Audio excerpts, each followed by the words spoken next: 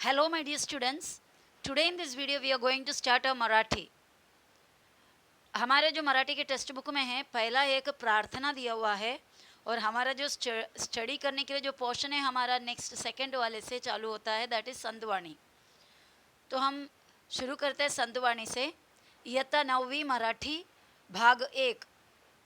4 भाग में हमारा टेक्स्ट बुक को डिवाइड किया हुआ, उसमें से पहला भाग. दूसरा संतवाणी. संतवाणी में पहला अभंग है हम जो अभी पढ़ने जा रहे हैं. संतवाणी के अंदर हमको 2 अभंग दिया हुआ है और उसमें से पहला वाला भेटी लागी जीवा.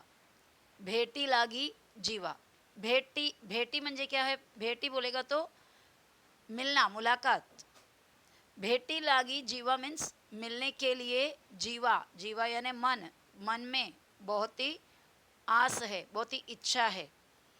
अभी यहाँ पर कवि संत तुकाराम श्री विठल का दर्शन के लिए. श्री विठल यानी श्री विठल बोलेगा तो श्री कृष्ण भगवान का दूसरा नाम है विठल.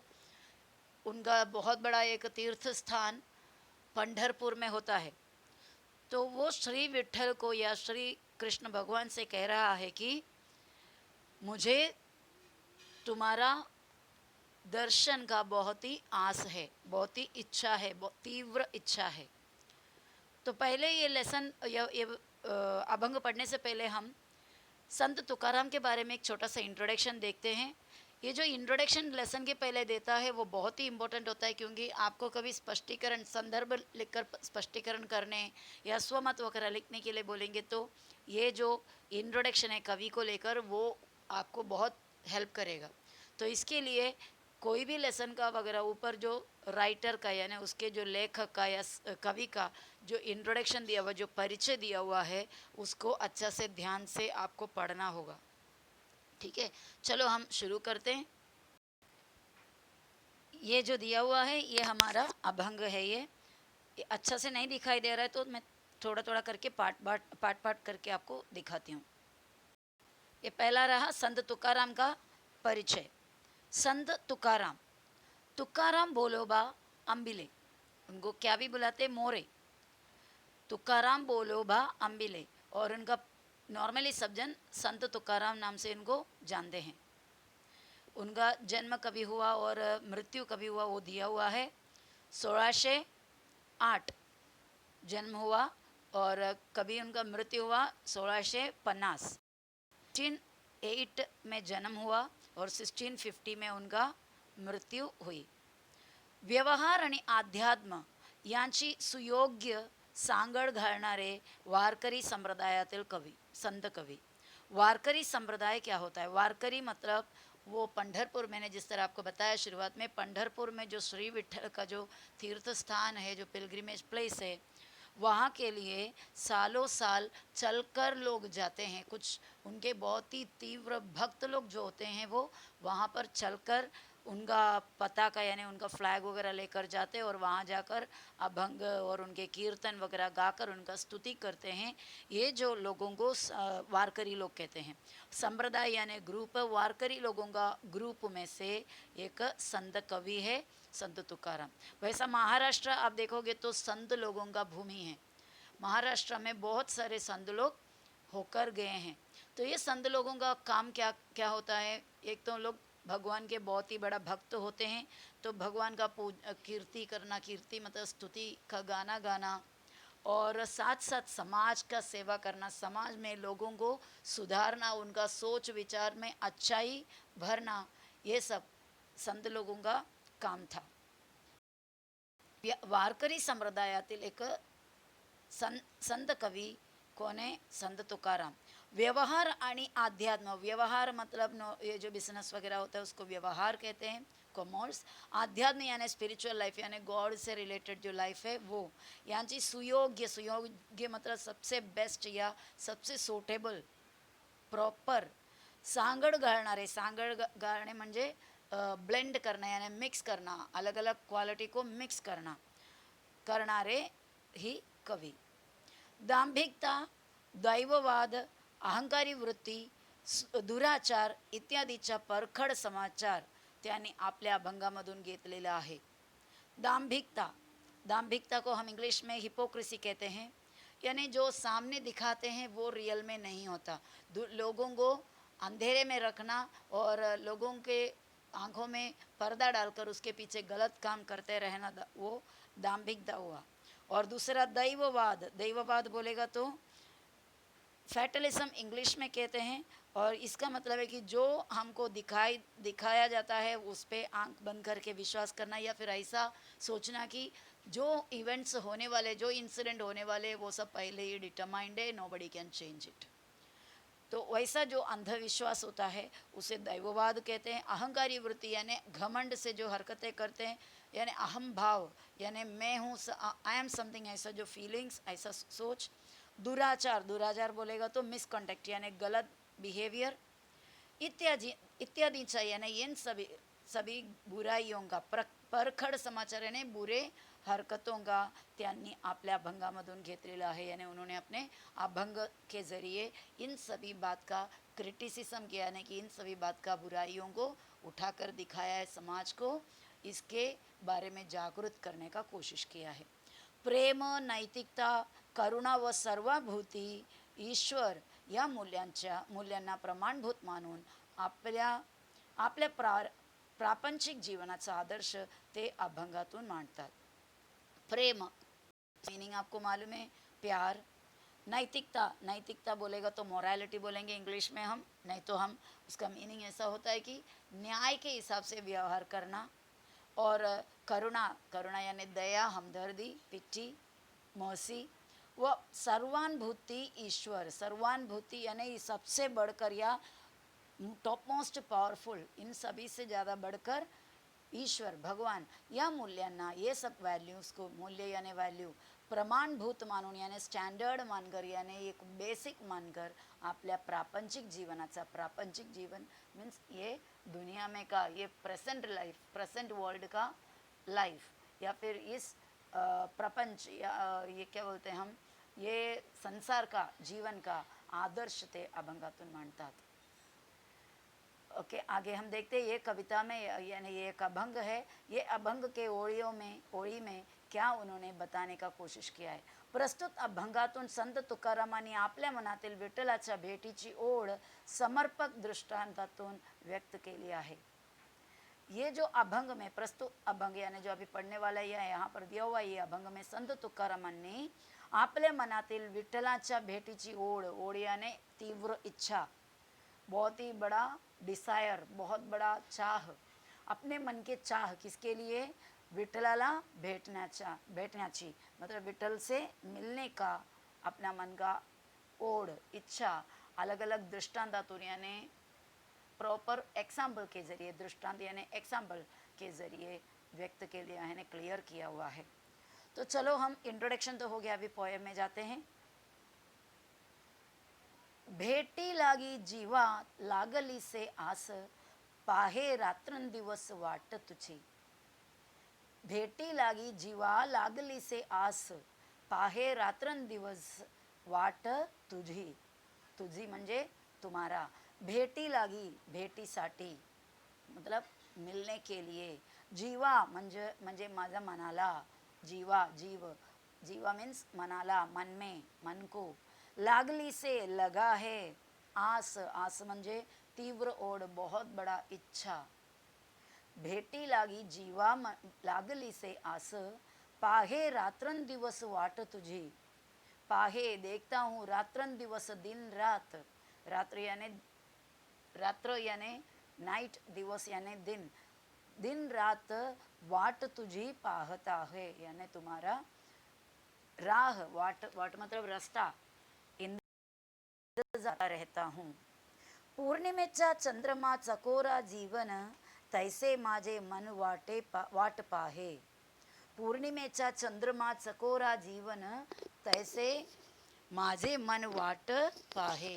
पूर्णिमा यानी पूर्ण चंद्र, यानी पौर्णिमा, अमावस और पूर्णिमा आपको पता है, जिसमें फुल मून के यानी पूरे चांद का, फुल मून आने का, वो चंद्रमा का, पूर्णिमा का चंद्र मतलब फुल मून का डे का जो चंद्र होता है, चंद्रमा यानी सूर्य, सॉरी चांद, चकोरा जीवन, चकोर एक काल्पनिक पक्षी है, चकोर ऐसा मानता जाता है, मतलब रियल में ऐसा पक्षी कुछ है नहीं है, काल्पनिक एक पक्षी है जो उसके बारे में बहुत सारे अलग अलग कहानियाँ सुनने में आते हैं। एक कहानी ऐसा है कि ये चकोर पक्षी जो होता है वो कुछ और नहीं खाती बल्कि चांद से आने वाले जो चांदनी यानी उस चांद का जो रोशनी है वो रोशनी को खाते अपना जीवन व्यतीत करता है। तो पूर्णिमेचा चंद्रमा चकोरा जीवन यानी पौर्णमी का जो चांद का इंतज़ार करते हुए चकोर जिस तरह इंतज़ार में अपना जीवन व्यतीत करता है तैसे माझे मन वाट पाहे, तैसे यानी तसे त्याप्रमाणे माझे मेरा मन मेरा दिल वाट पाहे म्हणजे राह देखता है। पौर्णिमेचा चंद्रमा चकोरा जीवन तैसे माझे मन वाट पाहे। आगे देखते हैं, दिवाळीचा मुळा लेकी आसावली पाहतसे वाटुली पंढरीची। दिवाळीचा मुळा मुळा म्हणजे कारणाने निमित्ताने उस वजह से दिवाळीचा मुळा मतलब दिवाली के वजह से या दिवाली के संदर्भात यानी उस मौके पर लेकी मतलब घर की लड़की मुड़ी घर की मुलगी यानी घर की लड़की आसावली मतलब बहुत ही इच्छा रखती है या बहुत ही तीव्र इच्छा से इंतज़ार करती है पाहत से वाटुली पंडरीची यानी दिवाली के टाइम पे अभी समझो एक लड़की का शादी करके अगर वो ससुराल में चले जाते हैं तो वो इंतज़ार करते रहती है कब दिवाली आएगा, क्योंकि ऐसा एक प्रथा ऐसा एक कस्टम होता है कि दिवाली के टाइम पे शादीशुदा लड़कियों को उसके ससुराल से माहेरी यानी अपने मायके में लेकर आने का एक प्रथा एक रिचुअल रहता है। तो वो दिवाली का टाइम वक्त आने पर ये लड़की बहुत ही उत्कृष्ट तीव्र तीव्र इच्छा से वो इंतज़ार करते रहते कभी मेरे माहेरी से यानी मेरे मायके से कुछ लोग आएंगे और मुझे ले जाएंगे और कब मैं उनको मिलूं। तो दिवाळीचा मुळा लेकी आसावली उसी तरह पाहत से वाटुली पंढरीची, मी पण माझं मन तुझी भेटीसाठी तुम्हारे मुलाकात के लिए मतलब तुम्हारे दर्शन के लिए वाट पाहून बसलो आहे।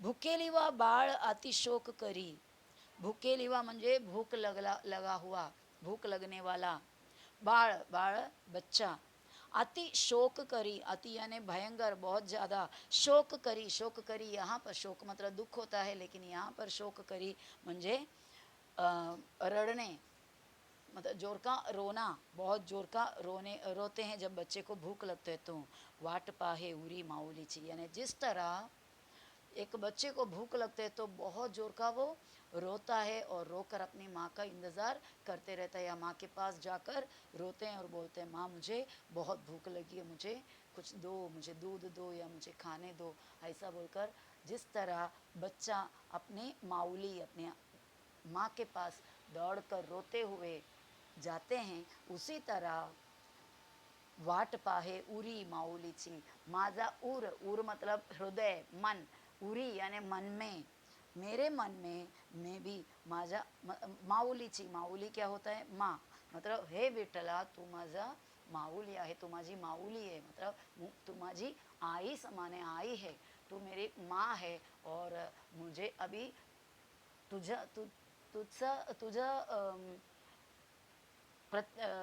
दर्शनाची ओढ मला लागली आहे यानी तेरा दर्शन का मुझे बहुत ही आस लगी हुई है यानी मुझे भूक लगी है तुझं दर्शनाची, तो तू धावत ये आणि मला तुझं दर्शन होऊ दे।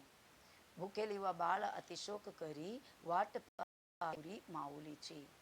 लास्ट दो लाइन्स कैसा दिया हुआ है, आखिरी चरण देखो, तुफाने मज लागली से भूक धावनी श्रीमुख दावी देवा, तुका मणे मज लागली से भूक, ये देखो तुकाराम मैं खुद आपसे बोल रहा हूँ, मणे म्हणजे म्हणतात, बोल रहा हूँ, मज मला लागली से भूक मुझे भूक लगी है, धावनी श्रीमुख दावी देवा, दावी म्हणजे दाखव, श्रीमुख यानी तुम्हारे श्री, श्री यानी पूरे ऐश्वर्य, बहुत ही ग्लोरियस, आपका ग्लोरियस मुख यानी फेस मला दाखव.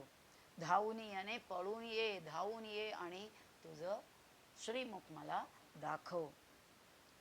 वापस से हम कविता में एक और बार जाते हैं, सॉरी अभंग में एक और बार जाते हैं.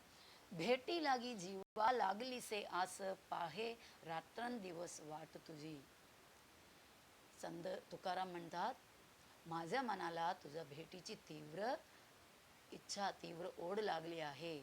रात्रंदिवस मी तुझी वाट पाहत बसलो आहे. पौर्णिमेचा चंद्रमा चकोरा जीवन, तैसे माझे मन वाट पाहे. चकोर पक्ष्याला पौर्णिमेच्या चंद्रातून मिळणारे चांदणे हेच जीवन असते. म्हणजे चांदणे खाऊन तो जगतो. त्या चकोर पक्ष्याला त्याचा मनाप्रमाणे, त्यांचा मन, चकोर पक्षी का मन क्या करते हैं, चांद का इंतजार करते रहते हैं. त्याप्रमाणे माझे मन तुझी वाट पाहत राहते आहे. मतलब मेरा मन तेरा रास्ता देखते रहता है. आगे दिवाळीचा मुळा लेकी आसावली, पाहत असे वाटुली पंढरीची. सासरी राहायला गेलेली मुलगी दिवाळीच्या वेळेला माहेरीला परत जायचा, वापस जाने का, माहेराला जायला आसुलेली असते. मतलब बहुत ही आस लगे, बहुत ही इच्छा से बैठी रहती हैं. त्याप्रमाणे मी, हे विठ्ठला, तू माझे माहेर आहेस. पंढरीला येण्यासाठी मी सतत तुझं वाट पाहत राहतो आहे. भुकेली व बाळ अतिशोक करी, वाट पाहे उरी माऊलीची. भुकलेले बाळ काही खायला मिळावे म्हणून रडून रडून आईकडे धावून जातोय. तू माझी माऊली आहे, तू माझी आई आहे व मी तुझे बाळ आहे. हे विठ्ठला, मी मनापासून तुझं वाट पाहत राहतो आहे. तुका म्हणे मज लागली से भूक, धावूनी श्रीमुख दावी देवा. मी संत तुकाराम म्हणतात, हे विठ्ठला, तुझ्या भेटीची मला भूक लागली आहे. आता धावत ये आणि मला तुझे श्रीमुख दाखव. तुझ्या दर्शनाची आस मला लागली आहे. तो ये इतना था हमारा ये जो अभंग में, और इसका जो मीनिंग्स है आपको मैं लिखकर बाद में आपको सेंड कर दूंगी. आपको ये अभंग को, हर एक लाइन को अच्छी तरह रीड करना है, समझ कर लेना है. अगर कोई वर्ड का मीनिंग फिर भी आपको नहीं आया या कोई वर्ड मुझसे छूट गया है तो आप मुझे बता सकते हैं. ठीक है, तो इतना ही इस वीडियो में. Thank you for watching. Bye.